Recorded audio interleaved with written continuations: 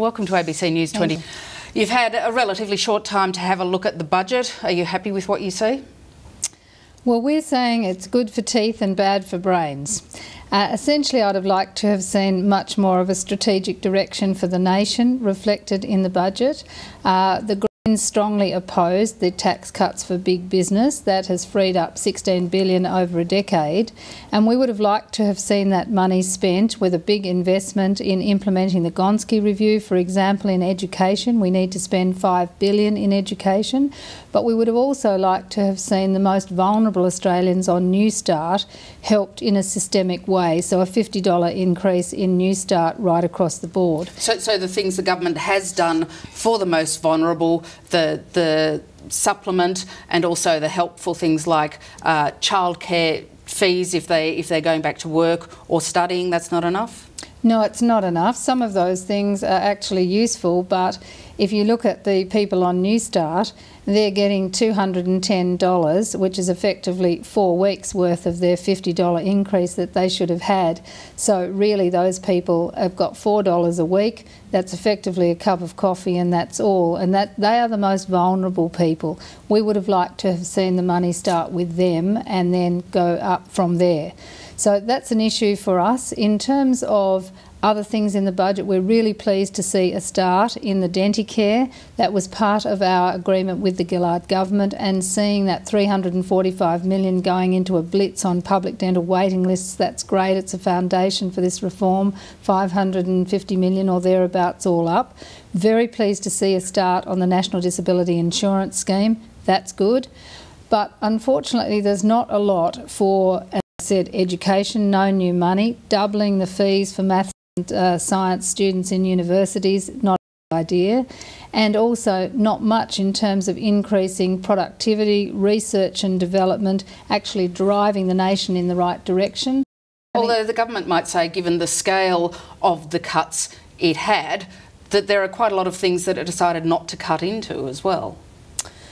Well, there's still not a lot in terms of research and development. You can't be a clever country in the future unless you invest in education, research and development. So we would have liked to have seen that. The government had the opportunity to cut the fuel tax credits for the mining industry. That would have been $2 billion, and that would have enabled them to keep their promise globally to maintain a commitment to 0.5 of gross national income by 2015 for foreign aid. I think that's a big problem for them, because the international community will not look very favourably on Australia choosing to allow the mining industry to maximise their profits at the cost of our most vulnerable developing country neighbours. But that promise will be delivered just 1 year later.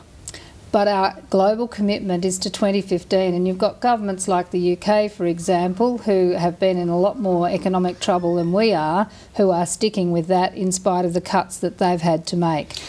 Now, you are not just a disinterested observer in these things. You have, the Greens have a vote on the floor of the House of Representatives. You hold the balance of power in the Senate.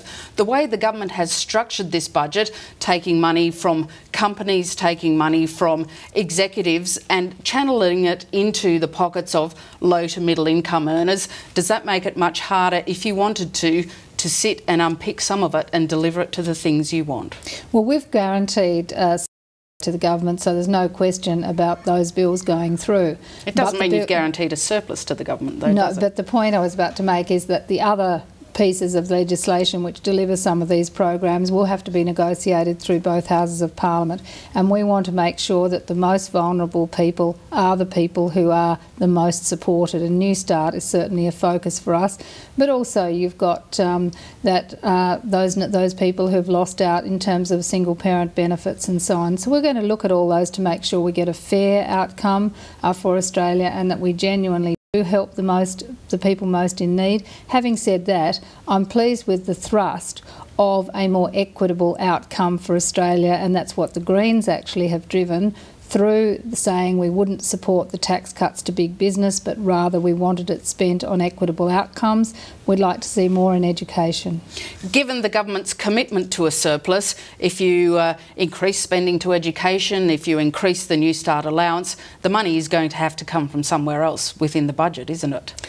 Well, we've told the government we would support a number of revenue-raising measures, and the fuel tax credits is one. They've chosen not to go there. I think that they could go there still. There are other ways of raising money too. One of the things we haven't talked about is the clean energy package, which I'm really pleased to see is being implemented in full in the budget. And of course that means people will now get the benefit of the tax threshold going from 6,000 to 18,000, and that's because of carbon pricing. And I think out there people don't actually make that connection.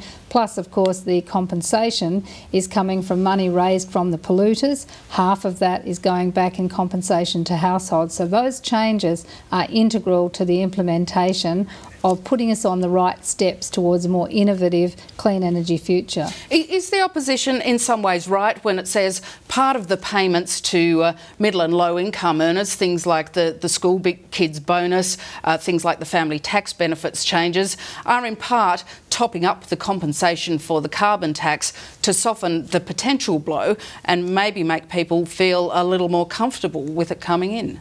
Well, certainly the timing is coincidental at best.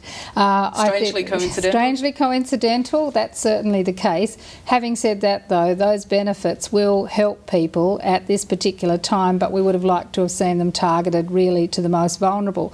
The key question for the Coalition is though, they are now saying they will support all of those changes with the exception, I think, of the education one. And the question for Tony Abbott and Joe Hockey is, how are they going to pay for it? How are they going to reduce emissions? Are they going to tax people in order to pay the polluters? So how are they going to pay for all of that? They're not in government yet. It's up to the Labor government to deliver on the things it's promised. Yes, that's right, and that's what its budget's designed to do. But now we've got the Coalition saying they will support the bits that they think are popular, but they're not prepared to say how they would fund it. And that's something Australians need to really think about, because we're coming into the election frame, if you like.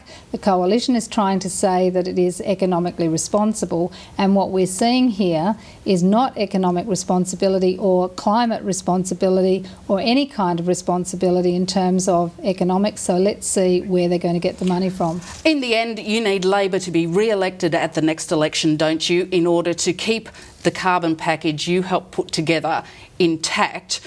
Given the polling figures we've seen over quite a long period of time, is this the sort of budget that's going to help Labor, or is it like many budgets past, going to sink without a trace?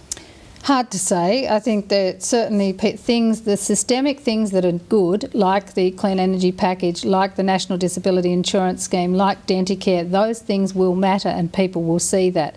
As to the one-off cash bonuses and things, I think they come and go, and people are pretty cynical about those in the longer term. But the Greens' job, of course, is to maximise our vote by bringing about long-term change for the future, and education funding is certainly a key part of that. So do you think this will help boost Labor stocks and your own stocks as well, because you are tied very much to the Labor government, aren't you? Well, the Greens are our own entity, if you like. We've driven a lot of substantial changes in the budget, not least of which is Denticare, and I'm very pleased to say we've also saved the cultural institutions from that efficiency dividend, so they'll be getting an extra $40 million. We've got the new money going into high-speed rail, a whole lot of initiatives that are very futuristic and nation-building, and I hope the community sees that happening. Christine Milne, thank you very much for joining us. Thank you. And now on ABC News 24, a special edition of The Drum with your host, Tim Palmer.